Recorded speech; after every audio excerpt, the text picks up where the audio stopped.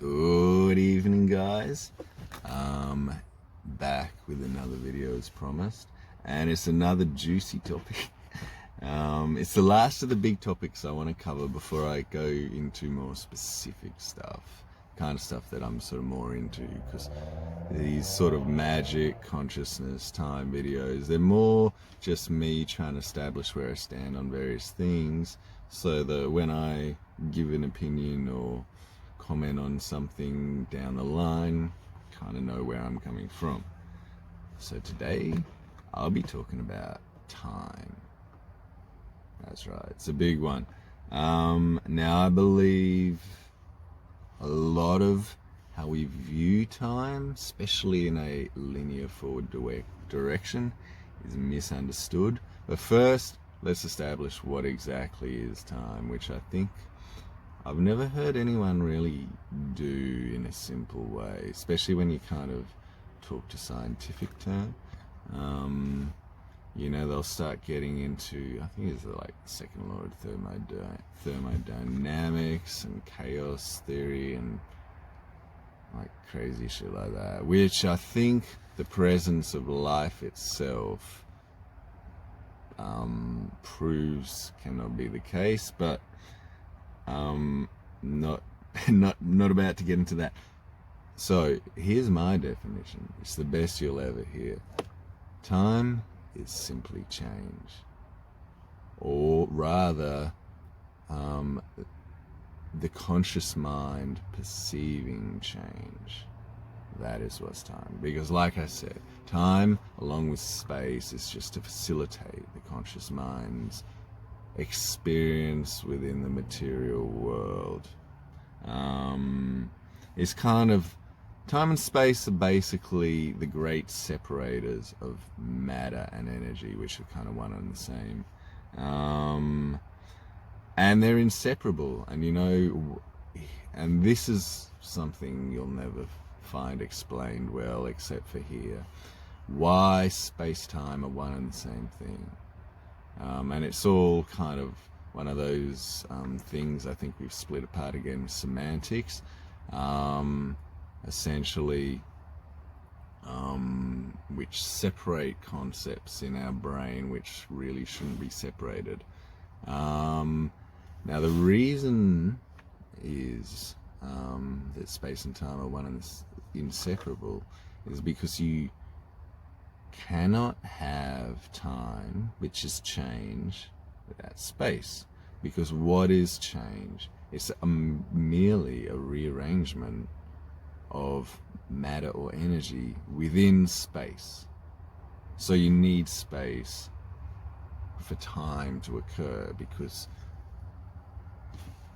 the difference between this and that's time, and how long that can take. So you see that, and it's the same with reason. You cannot have space without time, because in an expanding universe, time is not a fixed objective. Space is not a fixed objective thing either. It's always you're comparing it to something else. So space is basically the time is essentially, the only reason we know space exists is because it takes time to get from one place to another. And we even talk about it, how long, how far away is are the shops? 15 minutes. We talk about distance on a time related value. So you see, that's why space and time are one and the same thing. But anyway, now we've got that. Finally, essentially, like I said, they facilitate our conscious experience of this primordial God, quantum astral, realm where reality springs from in a holographic kind of way. It does so, and this is something I want to do probably my next video coming up, or one or two, is cycles within time, and how these cycles that occur through the psyches, cycles of form, cycles of rituals, spells, incarnations, reincarnations. They're all tied together, in an as above, so below way, which is probably confusing you completely now, but don't worry. Anyway, to get us back onto track, I've got a bit of a treat for you. It's a story I wrote when my youngest was born. I had a bit of spare time because I wasn't working. And it's a beautiful, short, little page-long story that I illustrated as well. So I'll try and put the illustration in the thumbnail, if I can work it out. But yeah, so that's 7 years old. Anyway, this is what I was pondering about time back then. And so that'll be my starting point for the rest of this video. So, story time, ladies and gentlemen. A great while ago, when the world was full of wonder and wishes still came true, time stopped. Birds hung in the air mid-flight. Streams and waterfalls ceased to run their courses. The planets were halted in their paths around the sun, and the stars no longer spiraled through the galaxy. The universe itself stopped expanding. I myself was writing a story on the couch. This hiatus in the ceaseless journey of space-time lasted for so long that the universe could have been born into existence, grown, and then expired 1,000 times over.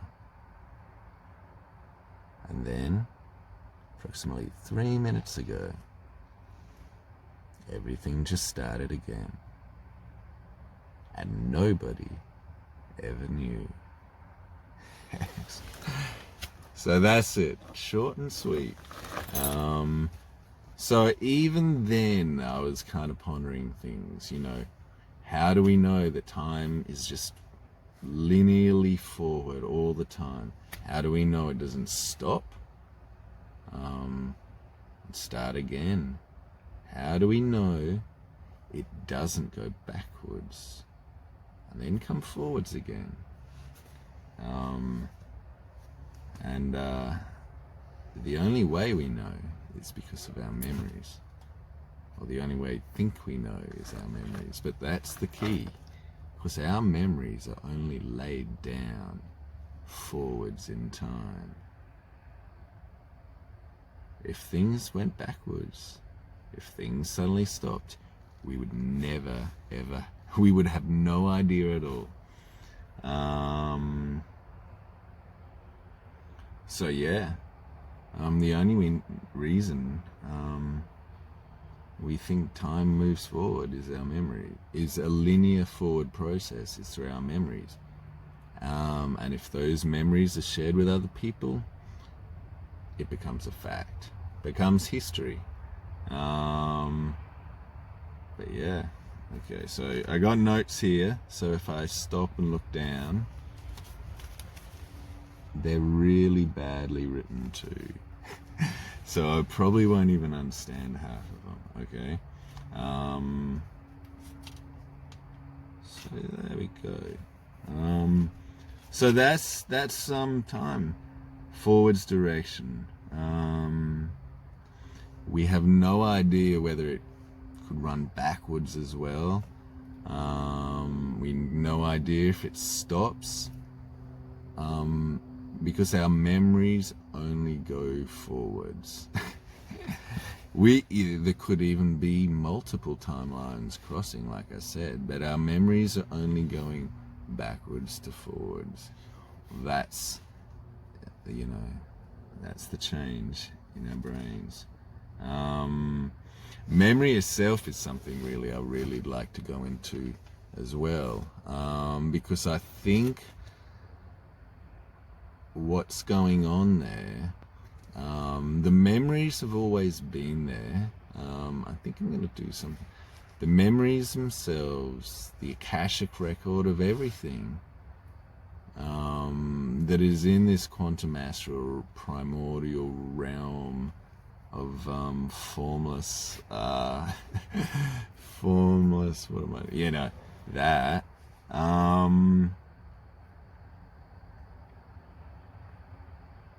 That knowledge, sorry, I just forgot what I was saying.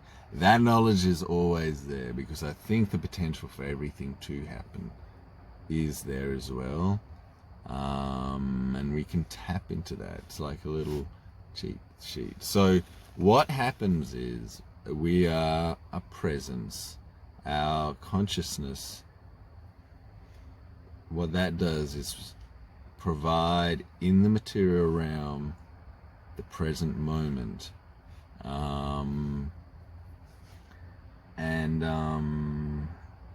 Sorry, it's complex stuff and I'm tired. And I'm gonna lose my thread multiple times here. So I'm talking about memory, I'm talking about the brain. So you do know that science has never been able to pin down within the brain where memories are stored. They can poke around with the brain and it fucks up with the memories. People get Alzheimer's. They can't tap into various memories. But that's what the brain is. Like people say the brain is a receiver for consciousness. The brain is also what it is we're laying down a program. We're laying down these paths, these tracks through the neurons, which, as above, so below, mirror the randomness of this quantum astral realm. And our memories lay tracks through that, just like spells and rituals can lay tracks through the quantum astral realm and bring in the future as well, which I'll also get into. And our brains provide a material link, a program in reality to re-access the memories that have always been there that we have experienced. Okay, that's big.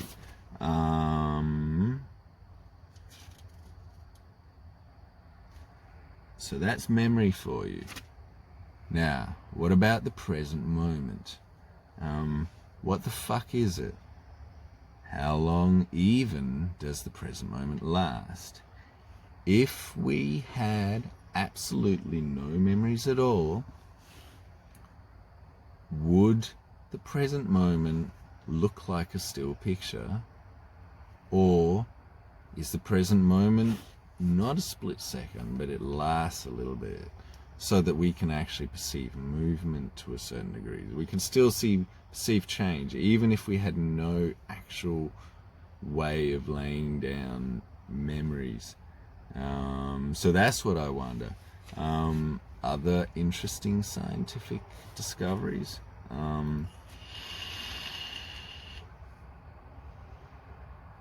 They have found that people hooked up to, I think, those electrode EEG machines, they have found that the brain makes a decision that can be monitored with these machines, picked up with these machines, about 3 to 6, I think it's about 3 seconds prior to the person themselves consciously making that decision, which is amazing. But the next most amazing thing is that and I could probably find links if I have to, but I'm not gonna, so don't even fucking bother asking, but these studies exist. When people are shown pictures, like gone into experiments where they're shown pictures of stimuli, various stimuli, some of it's negative, some of it's boring, some of it's peaceful, some of it's scary, shocking, sexual stuff, they find that the brain picks up, because they're double-blind studies too, the brain picks up on what the next image is going to be sometimes before because the machines are throwing them out randomly. It's not like a professor pressing a button or something like that. Before the picture actually comes out, the brain reacts in a way where it knows what that picture's going to be. So that shows that, let's assume that if we had no memories, the present would not appear as a still picture, but we would still perceive movement and change to a certain degree. So we perceive some way into the past.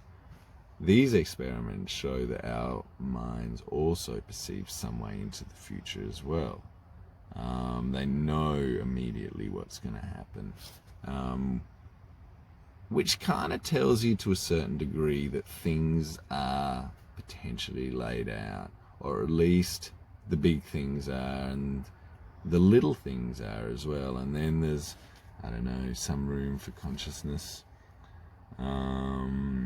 We're getting here into sort of trouble with time is you kind of get into ultimately for a bit of a free will discussion, because it will involve the concept of destiny, and so things can get complicated there. Here's the last thing before I move on to magic and time.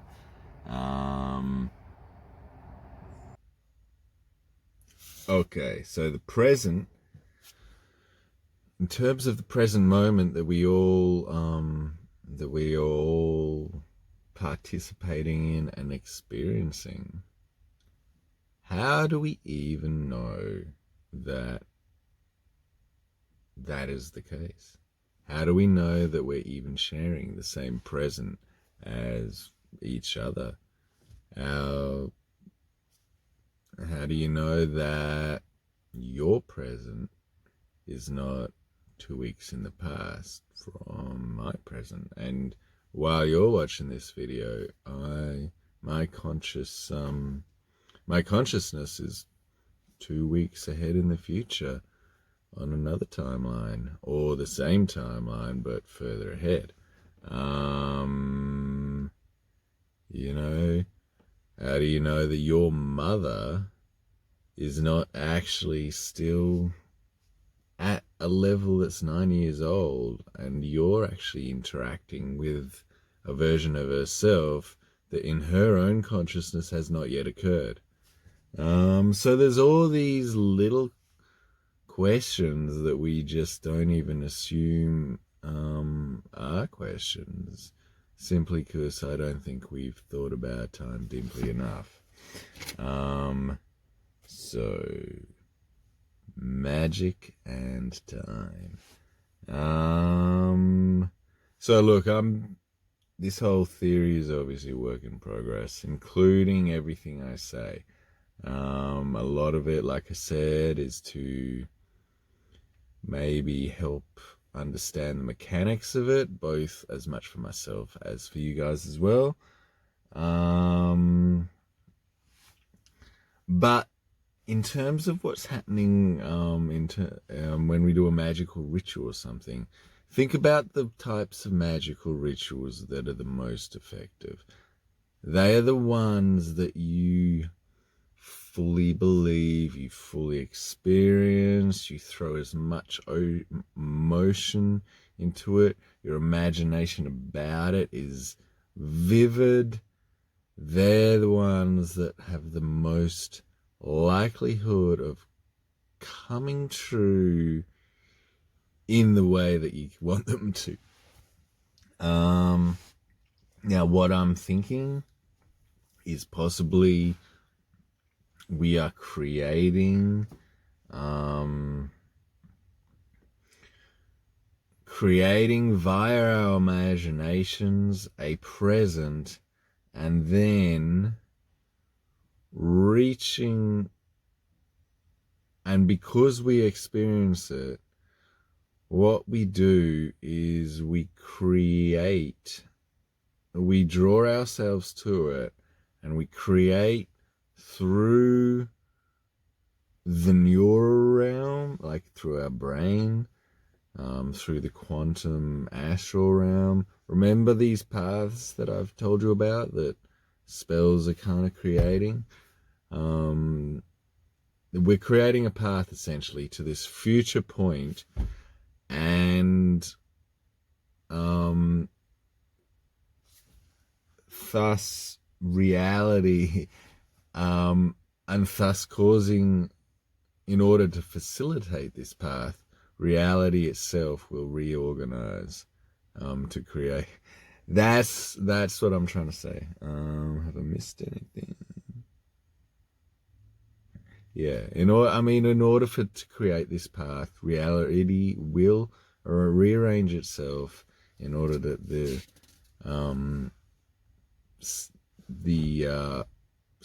action, the future action spell, subject of your spell, may occur. So this, what I just said then, in terms of the future being speculative and us creating it, I'm just not actually sure about that. But it doesn't mean we can't pretend that's the case. And even if we don't have free will, does not mean we don't have the illusion of free will, which is just as good, really. And I mean, look, if we're all one, God form experiencing itself, the old hippie saying, obviously sort of free will at the highest form probably doesn't exist. But in terms of destiny, what do I got here? Yeah, essentially that. Just that I'm because that's the trouble, because when you talk about time, you talk about destiny, because I've kind of got this idea of the universe. If you ever heard of the block universe theory, where everything that has, is, and can happen has already happened, essentially, and the time sort of, like I said, sort of in terms of working stuff out, we don't even bother using time. But look, to be honest, I think both destiny and free will can actually can both occur, can both be a thing. I don't know how, on a logical level, that my brain's capable of thinking of, because I still can't help thinking that all our actions on the material world are governed by material circumstances that, so in a mechanistic universe point of view, I just can't believe in free will. But obviously I believe there is more to that. I just can't logically include it into my framework yet. So that's where I'm going. Okay. So the last big takeaway I want you guys to get from this is that I do not believe, through all this, sort of ultimately I'm trying to make the case, I guess, that the existence of time doesn't really exist. It's sort of more just a subjective, it's completely subjective. I mean, obviously, we can get into the whole time for a butterfly that lives 3 days versus time for a tree that lives 2,000 years. Obviously, these guys, at their heart, is the same spark of consciousness. It's just the bodies they're given to live in this material world are different. But this is what I'm trying to say. Sorry, just having an itchy part. I do not believe there is actually any difference between memory and imagination. Now, keeping in mind imagination is the key, is one of the two keys to magic, along with emotion. But same with memory. If time does not matter, memory is not even really a thing. And I mean, memory is, we can say that there is an objective sequence of events that have played out in reality, but our memories are subjective, and they are the only things they are the only things that tell us that past even existed. Even our recordings of, history, we still rely on our memory of those recordings that we've got up here. And obviously history is, history as it's recorded is subjective in itself. So now think about what you can, and I mean, getting back into science has shown that 50% of everything you remember is completely wrong. I'm not talking about the big stuff, the name of your mum, this and that, but when you start getting into the details, how many was this? Where were you here when this happened? That sort of stuff, people get wrong all the time. In criminal trials, witness statements are the most unreliable form of evidence. So if the only thing we have to rely on as evidence that the past even exists is our memories, and we can't even rely on that, that tells me, memory is subjective. What else is subjective? Your imagination. What if time does not matter? The memory is merely just imagination that you're sure has actually happened.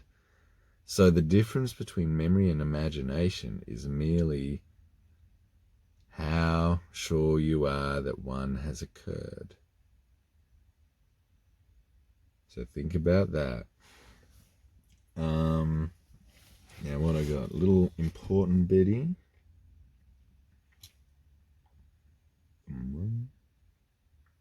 Sorry, apologies guys, I've just written this a particularly important bit in particularly bad handwriting. Material world, past. Oh yeah, this was a cool thought I had while I was putting this all together. In the material world, the difference between memory and imagination is we are moving away from our what am I trying to say? Hang on. The past, and our memories of it are something we're moving away from, whereas imagination is something we're moving towards. So that is the main difference, but that between imagination and memory. But obviously that difference only matters if time only travels in a linear forward fashion. All right, so we're getting kind of confusing, so I'm going to wrap it up. But like I said, sort of memory and imagination, more or less the same thing. Think about it. If 50% of your memories are false, and then you don't even remember most of what's even happened in this world, and think about what you could predict of the future and how much of that actually occurs. It's probably as much occurs that you imagine it might as what you remember has happened actually did happen. Think about that as well. So, you got heaps of notes. All right. If you believe, what have I written here? If you believe that with create a particular future that the same way. Here we go. If you believe that with the right mind frame you create a particular future, that same mind frame can actually also undo the past. If you can draw a future to you, you can push a past away from you as if it didn't occur. And you're thinking, what? What the fuck are you thinking? Yes, you can, via magic, rewrite time itself. Now, keep in mind, the past is only memories that are agreed upon by everybody. History is written by the winners.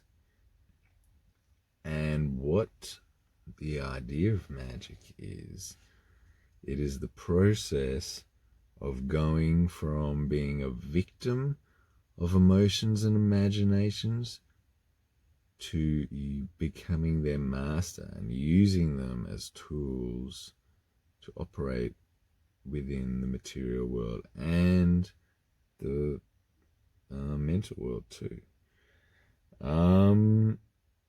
And why does all this all matter?